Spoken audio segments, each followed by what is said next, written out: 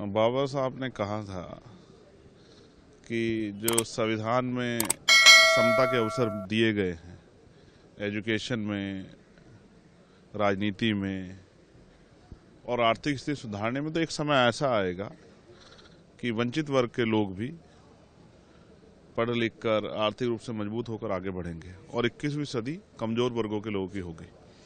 तो आज जब आपने कहा कि बहुत सारी पार्टियों ने जय भीम के नारे लगाए तो दिल में बड़ी खुशी हुई कि जय भीम के नारे लगने चाहिए। हालांकि ये भी सच है कि बहुत सारी पार्टियों का जय भीम सिर्फ दिखावा है, चुनावी दिखावा, क्योंकि जब उनकी सरकारों में उनको मौका मिलता है कि वो जय भीम और बाबा साहब अम्बेडकर के विचारों पर चलने काम करे तो वहाँ वो चूक जाती। तो ये बड़ा दुखद है। सिर्फ दिखावे के लिए बाबा साहब अम्बेडकर के नाम का प्रयोग नहीं होना चाहिए। एक बड़ी चिंता जो है, कल से जो राज्यसभा में होम मिनिस्टर ने जो बयान दिया है, हालांकि उनका जो बयान था वो पूरे रूप से वो कांग्रेस पे एक हमला था, लेकिन जिस तरह के शब्दों का प्रयोग उन्होंने किया उससे एक बड़ा आक्रोश जो है हक वंचित समाज में, उनमें गहरी चिंता है। भले ही अमित शाह जी के लिए बाबा साहब अम्बेडकर कोई बहुत मायने ना रखते हो, लेकिन इस देश के करोड़ों वंचितों, शोषितों, महिलाओं के मुक्तिदाता हैं बाबा साहब अम्बेडकर।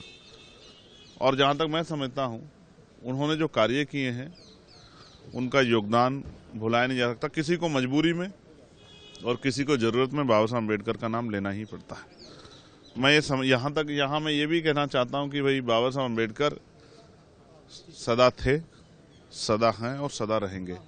लेकिन अमित शाह जी और प्राइम मिनिस्टर को शायद ये आभास नहीं है कि आज वो अगर गृह मंत्री हैं या प्रधानमंत्री हैं तो वो भगवान की देन नहीं है, बाबा साहब अम्बेडकर के संविधान की देन है। आज वो अगर गृह मंत्री या प्राइम मिनिस्टर हैं तो बाबा साहब के संविधान की वजह से हैं।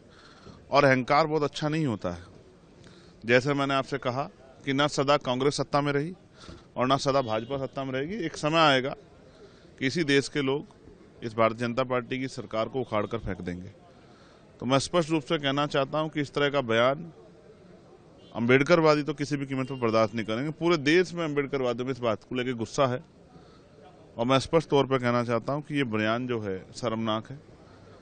लेकिन जो इस बयान के नाम पे नारे लगा रहे हैं उनको भी कहना चाहता हूं कि जहां उनकी सरकार है वहां बाबा साहब अम्बेडकर के विचारों के आधार पर आप सरकार चलाएं तो शायद जो है बाबा साहब अम्बेडकर का नारा लगाना, जय भीम का नारा लगाना सफल हो पाएगा। बाबा साहब ने कहा था कि जो संविधान में समता के अवसर दिए गए हैं, एजुकेशन में, राजनीति में और आर्थिक स्थिति सुधारने में, तो एक समय ऐसा आएगा कि वंचित वर्ग के लोग भी पढ़ लिख कर आर्थिक रूप से मजबूत होकर आगे बढ़ेंगे और 21वीं सदी कमजोर वर्गों के लोगों की होगी।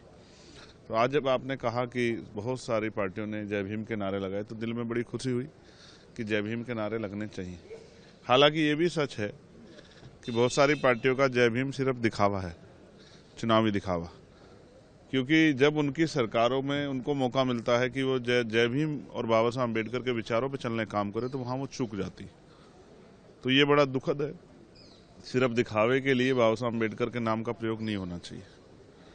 एक बड़ी चिंता जो है, कल से जो राज्यसभा में होम मिनिस्टर ने जो बयान दिया है, हालांकि उनका जो बयान था वो पूरे रूप से वो कांग्रेस पे एक हमला था, लेकिन जिस तरह के शब्दों का प्रयोग उन्होंने किया उससे एक बड़ा आक्रोश जो है हक वंचित समाज में, उनमें गहरी चिंता है। भले ही अमित शाह जी के लिए बाबा साहब अम्बेडकर कोई बहुत मायने ना रखते हो। अगर आप ये वीडियो YouTube पर देख रहे हैं तो हमारे चैनल को सब्सक्राइब कर बेल आइकन दबाएं और Facebook पर देख रहे हैं तो हमारे पेज को लाइक करें। 8 मिलियन प्लस सब्सक्राइबर, आपके इस भरोसे के लिए बहुत धन्यवाद।